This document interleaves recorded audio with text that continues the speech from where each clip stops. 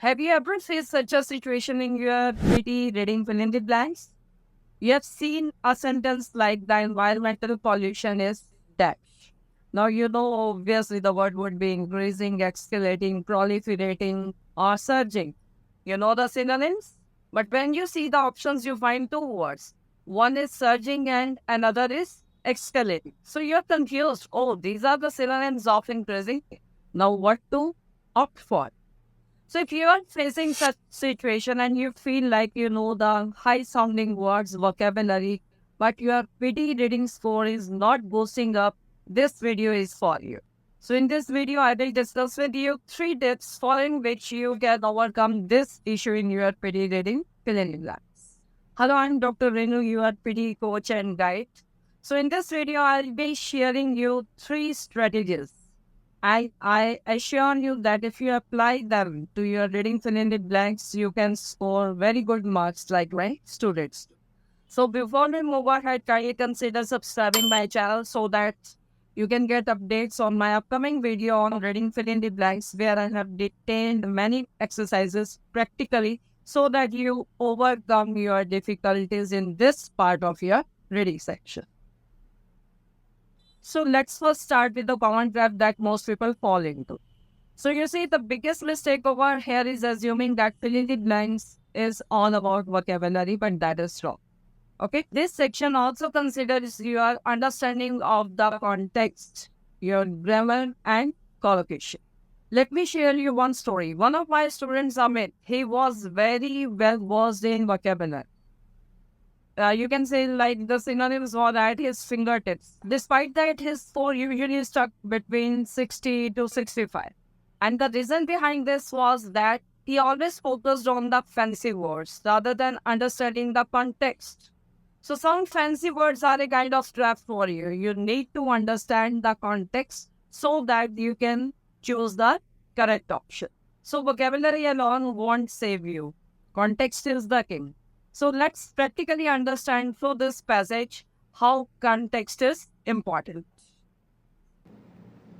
Now let's see context in this passage. So it says whether you want to exercise and stay dash. So obviously it is talking about being healthy. So we need to understand the context of the passage that it is talking about health, exercise and other benefits, right? So for first we'll be choosing whether you want to exercise and stay healthy. Obviously this would be the right option. And Trinity Sports and Fitness has it dash because has is there, so we'll be applying covered, that is V3. We'll be using over here covered. Now for the third part, we see that you might want to participate in sports competition, volunteer with a local sports class, or simply play for dash with our social sport program. So either you can volunteer or you can play for what? For the sake of fun, obviously. Benefit and profit won't be working over here, so we'll be putting fun over here. Now, see the context over here in the last part. You will also get an opportunity to dash from tailored personal training. So you will get an opportunity to dash from personal training, free activities, and a lot more. Means you will be getting some benefit or profit. Now, what is the right word? Whether to use benefit or profit? Need to look at the differences between the two words. Benefit is a general term for overall positive outcomes. It may include monetary as well as non-monetary benefits, whereas profit specifically comes for financial gains. So because we are doing sports, here we won't be having any financial gains, so the term benefit would be there. So in this way, you need to understand the context. What context is there? We are not talking about any monetary benefit. Here we are talking about health and its outcome. So we need to choose vocab accordingly. Now the second tip is something that can skyrocket your score. It is the power of collocations. Now what is this collocation? You can understand it in a very simple way. Collocation is all about naturally pairing some words. Imagine you are losing points just because you are throwing away this very simple rule. For example, we don't say, you don't make a decision. What would be the correct version? You don't take a decision. That's like throwing away 3 marks. So master collocation, you will never have to make a second guess again. Now let's see this reading paragraph where we can learn about how we need to implement collocations. Now, for understanding the collocation, let's move to the very first sentence that I mentioned in beginning of this video. The environmental pollution is surging or escalating. Both have the same meaning, that is increasing. Now, how can we differentiate between them? See, I teach my student differentiation of these words and they remember it easily. And when such kind of words come before them, they easily apply the collocation, right collocation.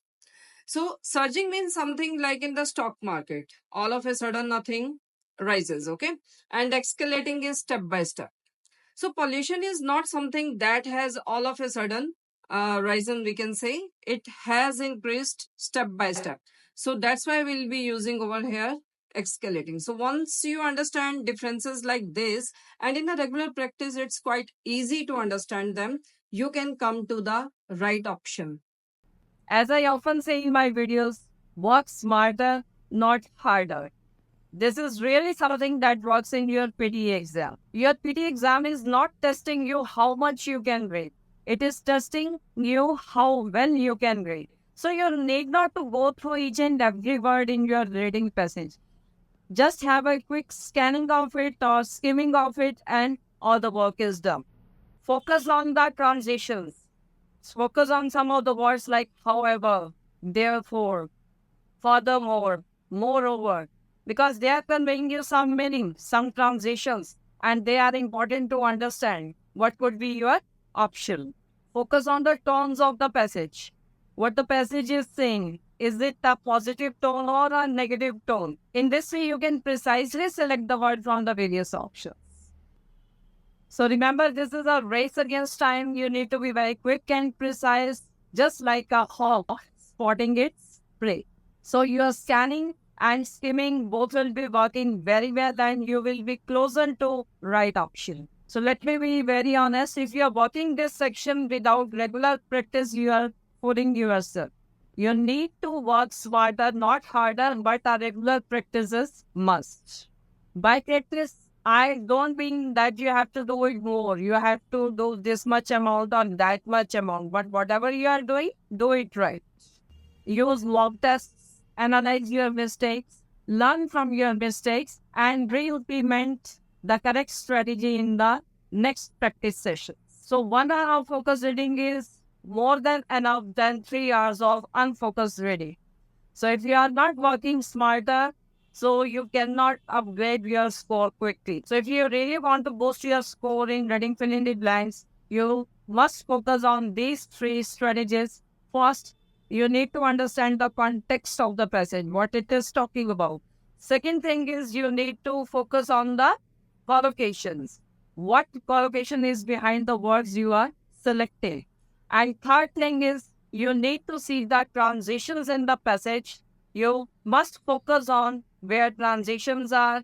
You can focus on whether there is a positive tone or negative tone. This will really be helping you to make a good choice and correct answer. If you still find difficulty in implementing all these strategies, watch my upcoming video where I'll be sharing some more tips and practically implementing all these tips on the passages of reading fill in the blanks, the most challenging and daunting part of reading section.